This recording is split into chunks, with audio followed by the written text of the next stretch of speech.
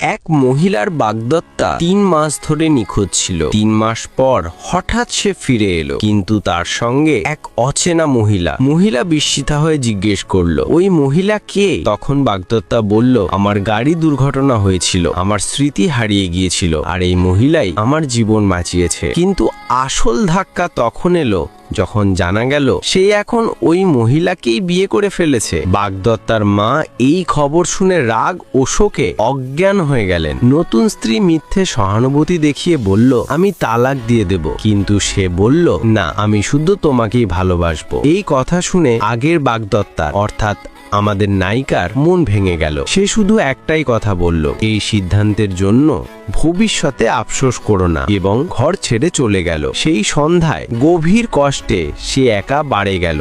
ভাবছিল আমাদের সম্পর্ক ৩ বছরের ছিল, অথচ এক অপরিচিতা মহিলা মাত্র ৩ মাসে সবকিছু কেড়ে নিল। ঠিক তখনই বাগদত্তার ছোট ভাই বাড়ি এলো। আসলে সেই মেয়েটিকে অনেক দিন ধরেই ভালোবাসতো, কিন্তু ভাইয়ের বাগদত্তা হওয়ায় কিছু বলতে পারেনি।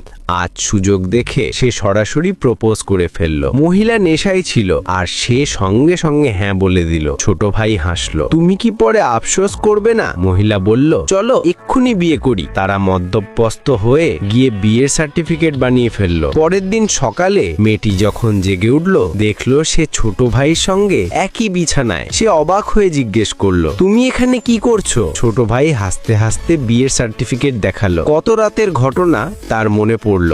এখন আর কিছু করার ছিল না, তাই সে বিয়ে মেনে নিল। কিছুদিন পর ছোট ভাই তাকে বাড়িতে পারিবারিক ডিনারে নিয়ে গেল। সবাই অবাক। সে ঘোষণা দিল, এটাই আমার নতুন স্ত্রী। বড় ভাই অর্থাৎ আগের বাগদত্তা রেগে চিৎকার করলো, তুমি আমার এক্স গার্লফ্রেন্ডকে কিভাবে বিয়ে করলে? ছোট ভাই শান্তভাবে বলল, তুমি তো আগেই বিয়ে করেছো, এখন আমি কাকে বিয়ে করতাম এটা তোমার বিষয় নয়। এ কথা বলে সে মেয়েটিকে নিয়ে চলে গেল। সেই রাতে বড় ভাইয়ের বুকে তীব্র ব্যথা শুরু হলো। ছোট ভাই তার ঘরের পাশ দিয়ে যাচ্ছিল, দেখলো সে এক পুরনো ছবি দেখছে। ছবিতে ছিল সে আর সেই একই মহিলা। ছোট ভাই ভয় পেয়ে গেল, যেন তার ভাইয়ের স্মৃতি ফিরে না আসে। সে ছবি কেটে ফেললো এবং বলল, ভাই, এগুলো পুরনো কথা, ভুলে যাও, না হলে তোমার স্ত্রী কষ্ট পাবে। কিন্তু ছোট ভাই চলে যেতেই বড় ভাই চুপি চুপি মেয়েটির পুরনো নাচের ভিডিও দেখা শুরু করলো। ভিডিওর প্রতিটি ভঙ্গি, প্রতিটি হাসি দেখে তার হারানো স্মৃতি ধীরে ধীরে ফিরে আসতে শুরু করলো।